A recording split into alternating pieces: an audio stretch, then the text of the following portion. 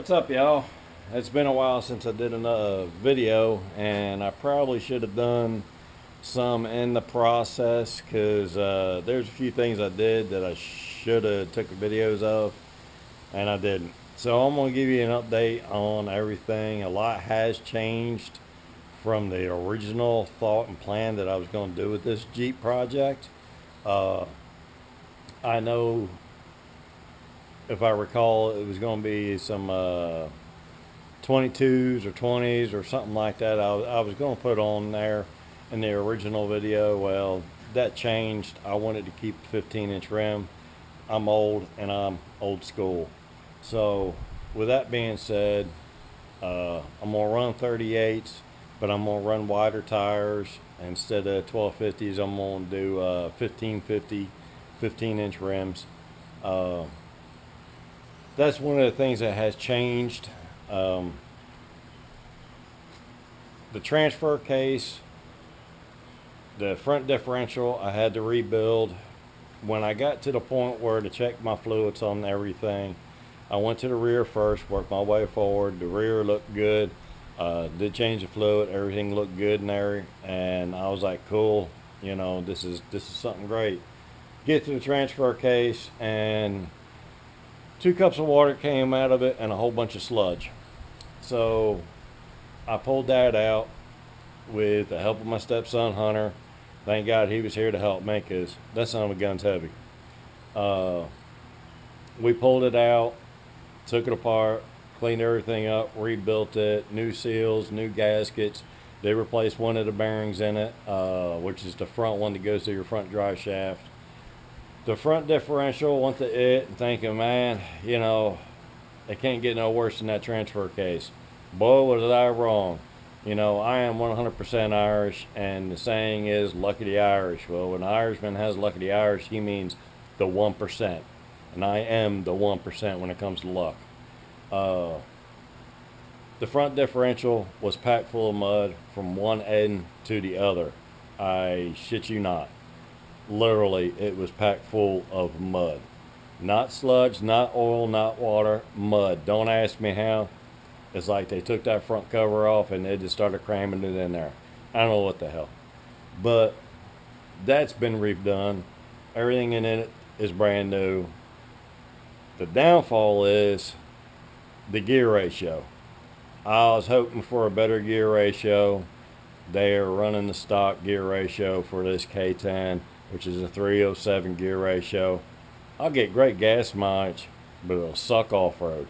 So here in the near future, I will be changing the gear ratio. I was looking at a 410 gear ratio, 411 gear ratio.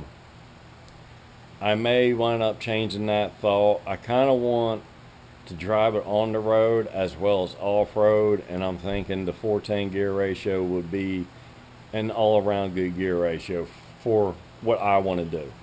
Not everybody would agree with me, but for what I want, I think it'd be a good gear ratio. Uh, I did lower it down just a little bit, not terribly too much. You're probably not even going to notice the difference in height, or unless you swap back and forth from the videos, I don't know.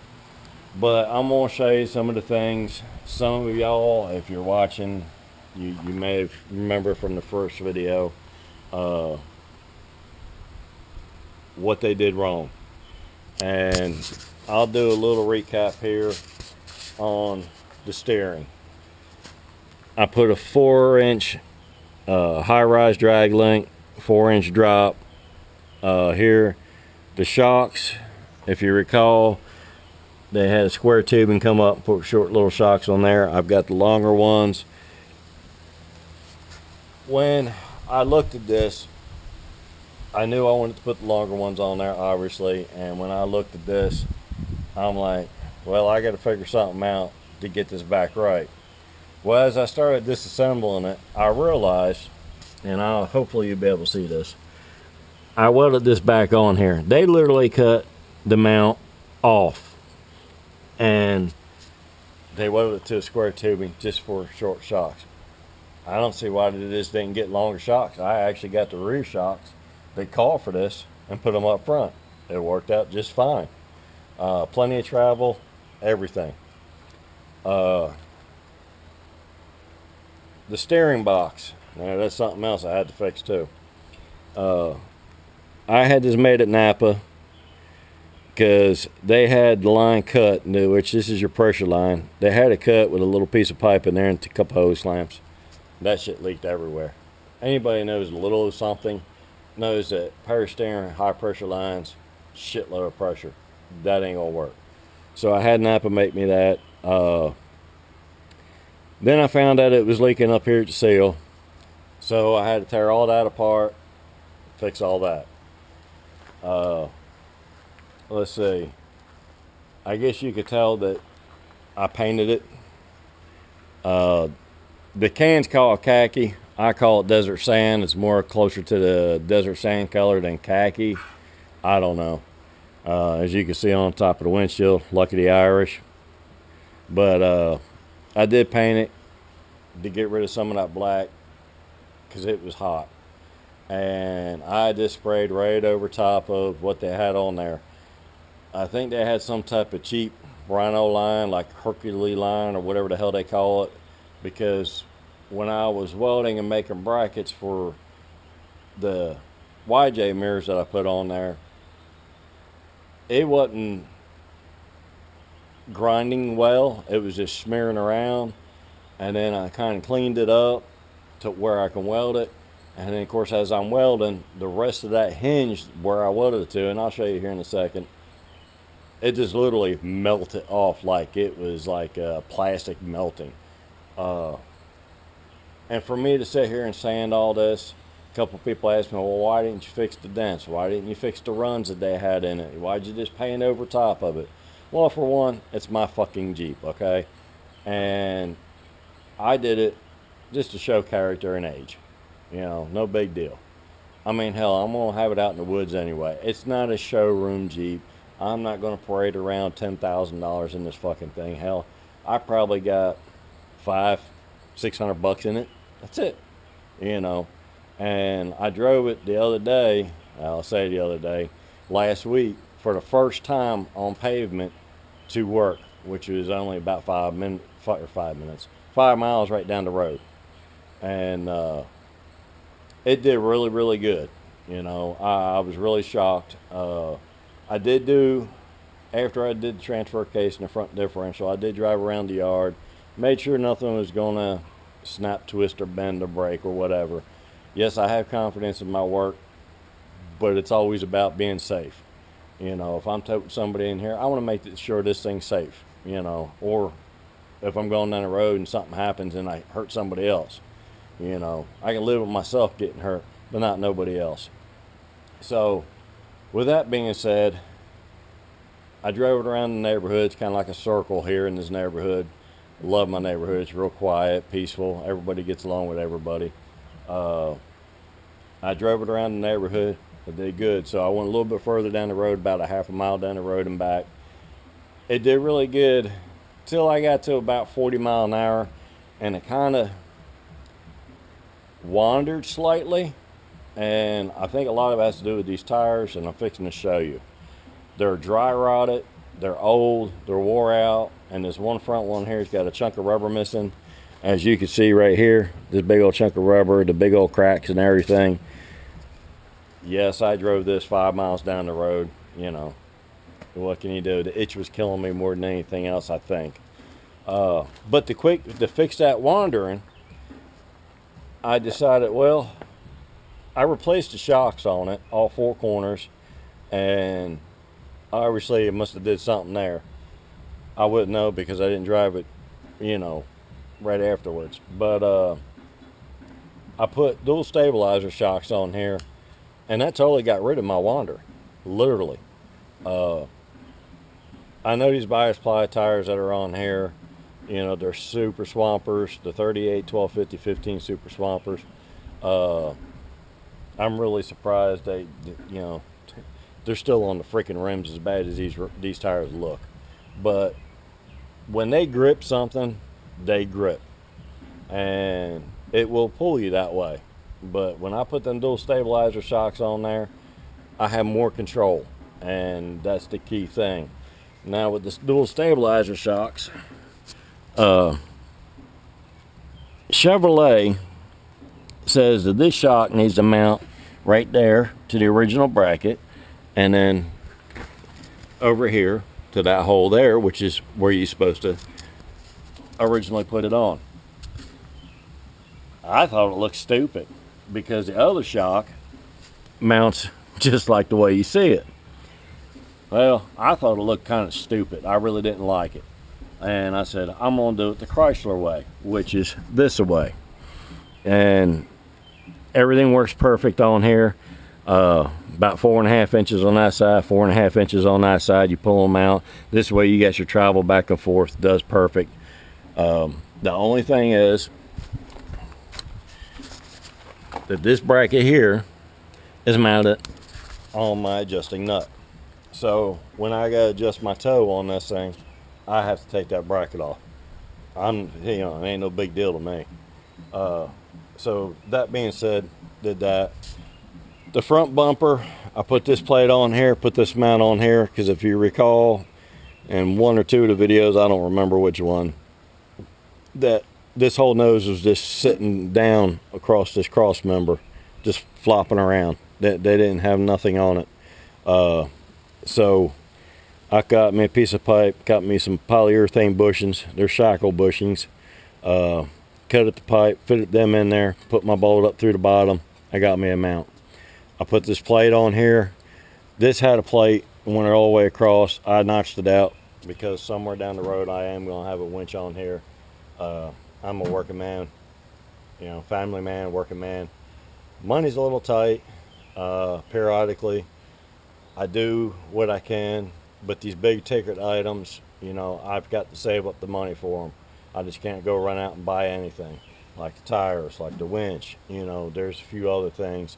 These big ticket items, I just can't get right away. But the littler, can't even talk right. The littler ticket items, I can get. And it looks like I progressed further on this Jeep because it's a bunch of little things. And, with that being said, a lot of this stuff I actually fabricated myself. Some of it, I bought. The bumper, I put this plate on here. My stepson welded this. Shout out to him. First time welding, and he played around a little bit here, and I gave him some pointers, and then I just walked away, and he went the rest of the way town on that thing, and he did damn good for the first time. This is purely cosmetic, has nothing to do with safety, and he did real good. I would literally trust him to weld anything on this Jeep. He did good. The only thing is I probably look at how he set up the welder as far as penetration goes, just to make sure that part's right. But as far as him laying that bead and everything, yeah, I trust him to do anything on it. So shout out to Hunter Breer on that one. The headlights, they had a piece of wire on here, if you recall, and it was holding both of these headlights in, just a piece of wire. They didn't have it wired up. The headlights didn't even work. No wiring harness, no nothing. So I had to get all the wiring harness, rewire that. I actually got these mounted in there. I don't know if they're adjusted properly or not because I really haven't looked at it at nighttime. I think I got them pointing somewhat downward, which is good because of how high this thing sits up. But at nighttime, I still need to do it. I haven't wired loom the wire yet because I think what I'm going to do is get me some aftermarket, well, not aftermarket, get me the original lenses for here, the marking light lenses and blinker lenses. Except for getting the amber lens, I want to get clear and then put a clear bulb in it. Extra illumination, that's all it is. They're not going to be bright or nothing, but it's a little extra illumination. And then that's when I'll do the wiring harness. With wiring being said, I rewired this whole entire Jeep from front to back. What they had in there, which was really the basics just to start the fucking thing, and with a couple dangling toggle switches. And I'll get to that point here in a minute, because if you recall, there was no dash in this Jeep when I got it. They just had a couple of dangling switches just to start the fucking thing. So I rewired the whole thing.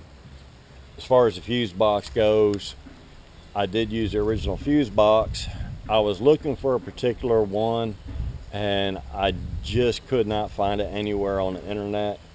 What I was wanting, I found some that were similar, and I read some of the reviews, found out that it's not a true fuse box, because you could pull the fuse, put your meter on there, and you're literally still pulling voltage. And some of these people said that they used it and they pull a fuse and their dome light or a few other things were actually still lightly illuminated, so there was still some voltage going through there.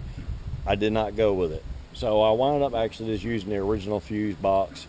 How I came across that, I think it was one rainy weekend, and I was sitting in the garage bored and I don't know what, and I decided to start tracing this fuse box because I had some wires cut on one side, wires cut on the other side. So I hooked up the battery and traced some voltage.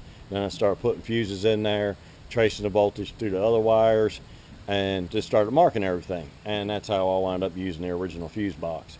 Not all them wires are being used, just the basic bare minimum in this Jeep. I didn't use everything. Things I've added, I used a TJ hood tie downs for the hood. I like them better than the traditional pull-up kind. I think they hold a little bit better as far as being tighter, as far as the hood bouncing than the just the pull-up kind. I used the YJ mirrors. This is getting back to what I was talking about. This is the metal plate that I cut and matched up to the base of this YJ mirror, and I welded it to the windshield hinge, and then I drilled and tapped the plate that I made, and then just screwed on the YJ mirrors. Why I went with YJ? I like the mirrors, and I wish I could tell you the name of the company. I can go back if you're interested in these aftermarket YJ mirrors. I'm running bias ply tires that are dry rotted. They bounce all over the freaking place, and I've gotten this thing up to 55 mile an hour. These mirrors do not move in the wind, because if you read some of them, a lot of them say they blow down from the wind driving. These did not. The vibration, bare minimum. So I think if you are in a, I guess you want to call it a normal Jeep, you know, without having dry rotted, super swamper, mud slinging, you know, knobby grabbing tires, and as old as this thing is, and how rigid this vehicle would be compared to a newer Jeep, I think these mirrors wouldn't even have any vibration. So if you're interested in finding out where I got these from, shoot me a message. I'll dig up the information. I know I got them off of Amazon, but which company I don't remember. I'll have to dig it up, the information. Let's see. Do the whole walk around on the outside, and then I'll take you to the inside. If you recall, I don't know if you can see this, but the fuel lines on here, they had a short little nubby guy right here. I don't know how the fuck they expect to get fuel in there, but you know, I got my fuel lines on there, and I mounted it up here where it's supposed to be. With that being said, that's fixed.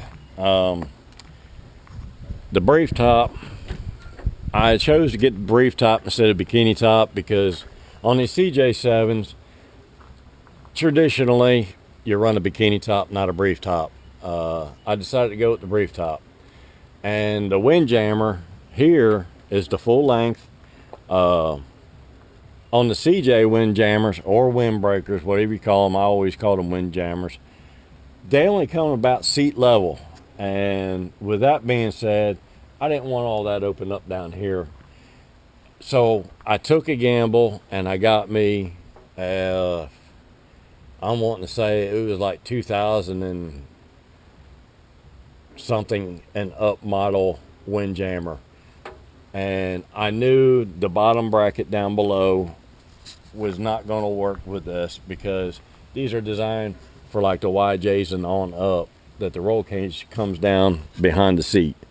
Well, on the CJs, they stop right here, you know, in the bed of the Jeep. So I knew I had to figure out something down below for it to catch on to. And reading some of the reviews, one of the guys, I think he did it in a CJ too, and he mentioned to start at the top, draw it up as far as you can draw it up to the roll bar, and then slowly work your way down to where it barely touches the floor, and then you can mount your bar. Well, yes and no. I actually had to make a well, I used angle iron to go across the back to mount that bracket for this to actually connect into. And these straps here I haven't used yet, but I will figure out a place to pull them over.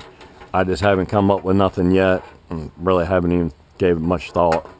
The bracket down below, as you can see, is just a piece of angle iron, and then their bracket they send for it makes it tight. Of course, the sun's been on it, so it's gotten a little looser because I did this in the evening time when it was cooler. Like I said, if you remember the dash, I didn't have one in there. Had I think 2 toggle switches and a push button start. And so I did the aluminum diamond plate like I did when I built my YJ, and I decided I didn't want to do that because one day I got on the internet and I started looking at some of these guys' custom builds, and everybody does the aluminum diamond plate and their dash, and some of them look pretty decent, some of them just a flat plate, you know, some of them got a little curvage to it. But I am me, I want to be different, and I haven't come across one on the internet, and I haven't come across one in real life with anybody doing a wooden dash.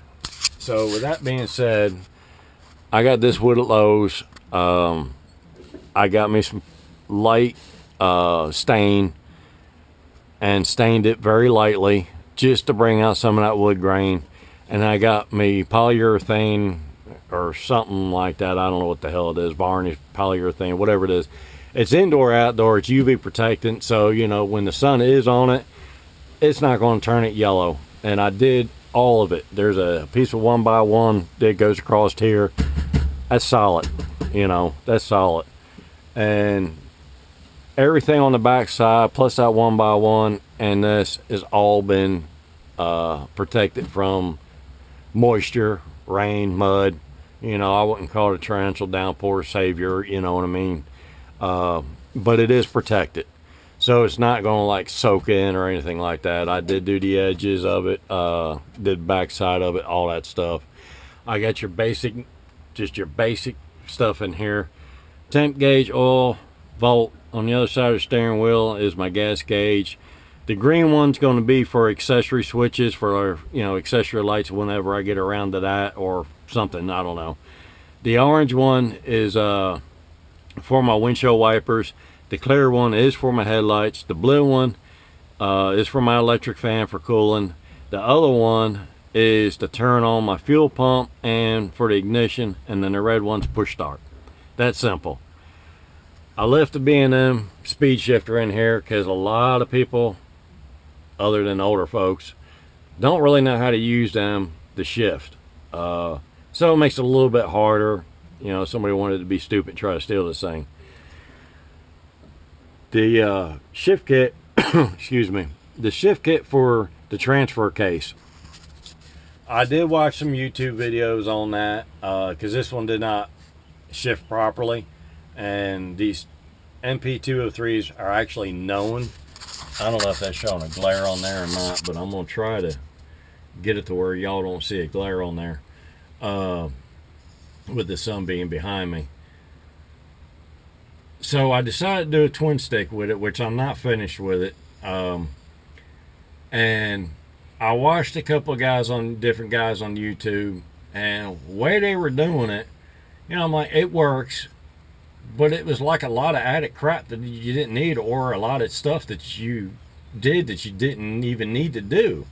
So I really just kind of simplified it, and this thing works flawlessly. I mean, flawlessly. Goes in and out with ease, you know. The original shifter is still on here. That's coming off. I'm going to put another flat plate on here. Of course, I'm going to raise it up a little higher too and put some grips on it. I cut this out just to cover up that hole. I'm not 100% sure what I'm going to do here yet, because I really just don't like that aluminum on top of this black, but, you know, I'll figure something out. That's just purely cosmetic. The heater's all hooked up. Well, I say heater, you know, anybody that knows Jeep, you're not getting hot in there. But it will defrost my windows because all that's back hooked up because it wasn't hooked up before. Everything works great on that. On the other side of the steering wheel is my fan switch to turn the fan on to throw the heat. So on the doors, I plan on doing the outside curve here of the door panel and doing that in wood grain, as well as the steering wheel. Now I know Grant makes wood grain steering wheels, but I know there's some knockoff companies. I'm not going to pay that price that Grant puts out for steering wheels. They are great steering wheels. I'm not knocking them, but I'm just not going to put out that kind of money for a steering wheel for something I'm going to beat anyway. The whole knob thing here, I had a bolt in here and I put a little wet metal flat plate on there and use it as like a T-handle just until this came in. Now, maybe y'all can answer this question. I don't know. Why the hell does this cost just this one? Because I got the original over there. Why does just one black one cost just as much as a pair of chrome ones? Go figure. But I spent the money because I wanted to match the original. It really wasn't that much, but still, it's the point behind it. Come on. You know, you can get two of them for the price of one, and, you know, I didn't really want that whole bunch of chrome on here. You got the tailgate to where it opens and closes now, and I'm trying to walk it around a little bit to show you, you know, what's been painted and all that. The doors I still got to finish, obviously, with the wood grain and everything, and then finish painting up here. I'm not sure what they had right here. I don't know if they had a lap belt, or not a lap belt, chest belt, or if that was for lights. But I think I'm going to use it for lights, because I got lap belts, because they didn't come with any in this Jeep, because they had tore out, and I really just bought me some really cheap ones. You know, I don't know how safe they are, but it's the law. So, you know, they hold, and I tugged on it. You know, with me tugging on it, it seems to work. Now, do a rollover or whatever, I don't know how great that is. It's a lap belt anyway, come on. But when I rode it the other day when I went to work, the thing that bothered me the most was this. Oh my God, that thing just drove me nuts. So that's going to have to be tacked down. And then I come over here and did that one. That one's got a little bit of rattle to it in this corner, so I'm going to tack that one down. The reason why I drove it to work, obviously you can't tell what's going on until you drive it, and it's been sitting in between my garage and my driveway for, I don't know what, last 4 to 6 months, something like that. I don't even know how long I've had this thing. I don't think I even had it about 4 months maybe. So I decided to drive it. I tagged it finally, got it in my name, and decided to drive it just for purposes to find out, okay, what do I need to do next? What do I need to change? What do I need to fix? You know, the little quirky things, the little whatever. And what I have discovered, the rattle in the back of that bumper, my spark plug wires dangle down on my exhaust, worse on the passenger side than the driver's side. So they're going to get changed out. Of course, I'm going to do a tune-up on this anyway. And they're going to get changed out, and they're going to be made sure they're lifted up. How I noticed that is because I actually kind of started to sputter at one point, and when I got it home, I noticed one of the wires there, and I actually just left it laying there. Well, I kind of propped it up because of the heat, let it cool down, and laid it back down right where it was. started the Jeep up and you can see it arcing. So one of them wires has been burnt enough to where it actually arcs against the exhaust. That's where my sputter came from. The exhaust, right now it's just exhaust manifolds on there, and I keep calling it headers. They're not headers, it's factory exhaust manifold. The exhaust is not on there yet. Here's a piece of it. I cut it because the way I did these rear shackles, redid the front end to where it's more stable, and plus, you know, I also lowered the back down basically an inch. Well, might as well say 3/4, because I got a wedge in there to get the right pitch for my dry shaft, because my pitch was wrong, plus my run out on my dry shafts were wrong too. Surely, if you have any questions about runouts on dry shafts, give me a holler and I'll explain it in detail for you. And if I can post a picture, I will. But they were wrong. Plus the pitch angle was wrong on it. So that's been taken care of. Of course, the front one's got a Colligan U-joint set up in the front. So that kind of cancels out any kind of vibration. But the back one, it's still got a pretty damn good pitch to it, you know, as far as the angle goes. But the pitch is correct on both ends. I still probably won't wind up eating U-joints. So I will somewhere down the road conquer that. I don't know. But let's see what else. The YJ mirrors, the TJ hood latch, TJ brief top, TJ or YJ windjammer, the dash, the whole front end, the or the transfer case, rewired all of it. The carburetor, it's a Quadrajet. Now I know a lot of y'all are probably going to bash the Quadrajet. I kind of did too there for a while. I'm kind of a Edelblock or Holley man, either one. Edelblock, you know, for a daily driver, Holley for racing, because Holleys you can rebuild 150,000 times, and each time you rebuild it, it's like a brand new carburetor all over again, like you just bought a brand new. Well, the problem with having them on the four-wheel drive is they have outside floats. They're on the outside of the carburetor. Quadrajet's floats are in the center of the carburetor. So when you're in an articulate angle, whether it be forward, backwards, sideways, or whatever, the float on the Quadrajet is more accurate and precise. Whereas on the other carburetors, them floats change as you angle. So to me, the ultimate four-wheel drive carburetor, Quadrajet. Obviously, if you could do fuel injection, do fuel injection. That would be the best thing you can do. But if you're running carburetor, go Quadrajet, man, because you'll never have that stall out issue. And as old as I am and used to go four-wheel and all, you see it a lot where the vehicle will just stall and the guy cranks it, starts it back up. It's not him. It's the fuel relation. It's not getting that proper fuel. It's either flooding or starving because of the floats. And the guys have never had an issue. Well, they're running Quadrajets because they got that center float. Just a little tip for you guys, the younger guys that don't really know much about carburetors, because pretty much this generation coming up is all about fuel injection and throttle body.